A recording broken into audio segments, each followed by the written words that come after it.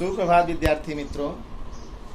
आज मैं आपको मनुष्यता पाठ के जो बाकी जो है आपके पद का भावार्थ मैं आपको समझाने जा रहा हूँ। जो पद नंबर 6 है, आप ध्यान से देखिए कि अनंत अंतरिक्ष में अनंत देव हैं खड़े, समक्ष ही स्वभाव जो बढ़ा रहे बड़े बड़े,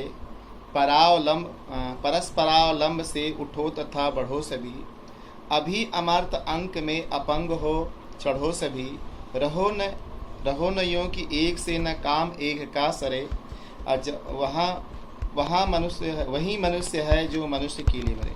तो विद्यार्थी मित्रों, मैत्रीशरण गुप्त ने यह बात बताया कि यह मनुष्यों, यह जो आपके सामने अनंत अंतरिक्ष है, अनंत माने जिसकी सीमा न हो, विशाल, अंतरिक्ष माने आकाश, जो आपके सामने यह विशाल अंतरिक्ष दिखाई दे रहा है, आकाश दिखाई दे रहा है, और उस आकाश में अनंत देवतागण यानी अनंत देवतागण खड़े होकर के आपको देख रहे हैं।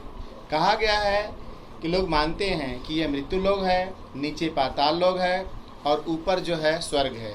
स्वर्ग में कहते हैं देवता लोग वास करते हैं, पाताल में जो राक्षस रहते हैं, और मृत्यु लोक में मनुष्य करते हैं। वह देवता लोग भी क्या है, इस मनुष्य को देख करके यानी तरसते रहते हैं मानव जाति के लिए। यहाँ की संस्कृति को देख करके, यहाँ के त्योहारों को देख करके, यहाँ की नदियाँ, यहाँ के दृश्य, यहाँ के जंगल, वे भी सोचते हैं कि यहाँ मनुष्य जीवन जो है कहें बहुत दुर्लभ से लोगों को मिलता है। तो मैत्रीशरण गुप्त ने यह बात बताया कि यह विद्यार्थी मनुष्यों, यह जो आकाश जो है, विशाल आकाश आपके सामने दिखाई दे रहा है, उस विशाल आकाश में अनंत देवतागण जो खड़े हुए हैं और वो तुम्हें देख रहे हैं, और आपके समक्ष अपनी लंबी लंबी भुजाएं जो है आपके सामने बढ़ा रहे हैं। क्यों बढ़ा रहे हैं? क्योंकि वो आपको लेना चाहते हैं, आपको बुला रहे हैं। इसलिए आप लोग परस्पर यानी एक दूसरे को सहयोग दे करके और उठो और आगे की तरफ बढ़ो, यानी वह आपको लेने के लिए आपको अपनी लंबी लंबी भुजाएं बढ़ा रहे हैं। क्योंकि अमर्त अंग यानी वे अपने अमर्त अंग बने होता है देवताओं की गोद।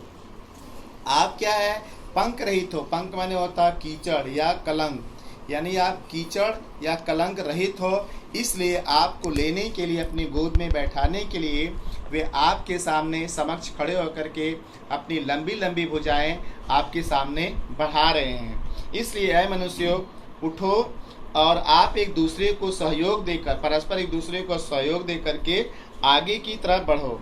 आप इस तरह से मत रहना कि एक के बिना भी एक का काम रुके नहीं। यानी कहने का मतलब है आपके अंदर एक स्वार्थ की भावना नहीं होना चाहिए।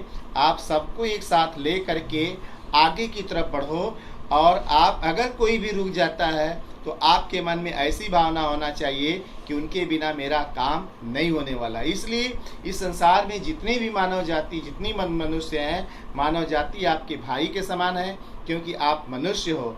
इसलिए सभी को बिना आप क्या है, कोई द्वेष ईर्ष्या का भाव रखे हुए सबको एक साथ ले करके आप आगे की तरफ बढ़ो, और वो देवतागण आपके समक्ष जो है उस अंतरिक्ष में, विशाल अंतरिक्ष में खड़े हैं और आपको लेने के लिए अपनी लंबी लंबी भुजाएं बढ़ा रहे हैं। तो मैत्रीशरण गुप्त ने यही बात बताया कि यह मनुष्य, उसी मनुष्य की मृत्यु जो है सार्थक होती है, उसी मनुष्य की मृत्यु जीवन सार्थक होता है जो परोपकार के लिए जीता है, जो समाज के लिए जीता है, जो लोगों के लिए भलाई करता है, और मरने के बाद उन्हीं महापुरुषों को, उन्हीं मनुष्य को लोग याद करते हैं। आगे का आपका दोहा जो है, 7वां दोहा जो है या पद जो है, उसका मैं आपको बता रहा हूँ कि मनुष्य मात्र बंधु है, यही बड़ा विवेक है, पुराण पुरुष स्वयं भू पिता प्रसिद्ध एक है। फलानुसार एक जो असत्य प्राय भेद है, और परंतु अंतरैक में प्रमाणभूत वेद है। अनंत में प्रभु जो है को जो करे वही मनुष्य है जो मनुष्य के लिए मरे।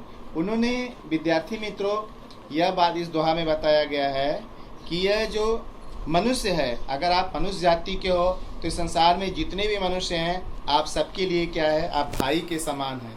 यही इस बात को या इस बात को या इस विचार को जो व्यक्ति समझता है वही सबसे बड़ा विवेकी है, यानी वही सबसे बड़ा बुद्धिमान है।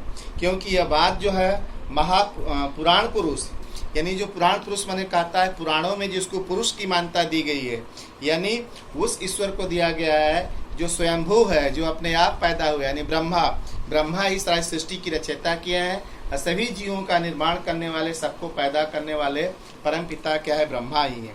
इसलिए ब्रह्मा को ही वह पुराण पुरुष कहा गया है और स्वयंभू है।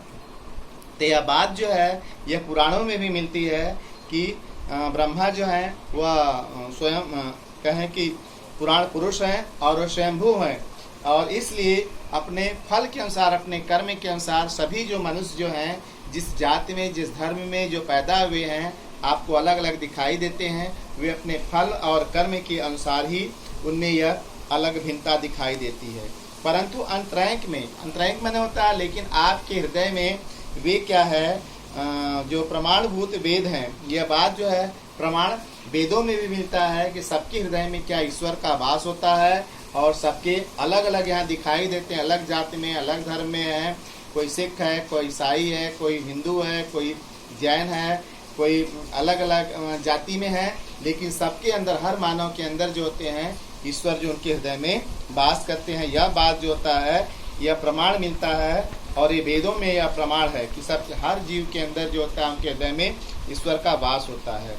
लेकिन अनर्थ है कि बंधु न बंधु के ही व्यथा रहे। लेकिन अगर यह बात बताया गया है तो ये सबसे बड़ा अनर्थ है कि मानव जाति में जो मनुष्य जो है अपने भाई का जो है उनकी व्यथा को न हरे, उनको दुख को न हरे, उनकी विपत्ति को न हरे, तो यह तो सबसे बड़ा अनर्थ कहा जाता है। क्योंकि जितने भी एक भाई जो होता है अपने भाई के दुख और कष्ट को हरता है, तो इसलिए जो मनुष्य हैं इस संसार के सभी प्राणियों के लिए भाई के समान है। जितने भी मानव जाति हैं उनके लिए उनका भाई है। इसलिए ऐ मनुष्य, तुम जितनी भी मानव जाति है उनके दुखों को, उनको कष्टों को दूर करो। अगर आप नहीं दूर करो तो यह सबसे बड़ा अनर्थ कहा जाएगा। इसलिए कवि जो कहते हैं कि वही मनुष्य जो सच्चा मनुष्य होता है उसी का जीवन जो सार्थक होता है, और उसी की मृत्यु जो गौरवशाली मृत्यु कही जाती है, जो लोगों के दुख को दूर करता है, परोपकार की भावना होती है और समाज के लिए, देश के लिए जीता है, वही मनुष्य मरने के बाद भी उसकी मृत्यु क्या है, सार्थक यानी गौरवशाली होती है। तो विद्यार्थी मित्रों, आज मैं आपको इन दोनों दोहों का मैंने आपको भावार्थ समझाया, और आपने मुझे ऐसा है समझ में आ गया होगा। अगर आपको कहीं से अगर तकलीफ होती है तो आप जो है NCERT के जो वेब जो है दीक्षा वेब पर आप देख लीजिए।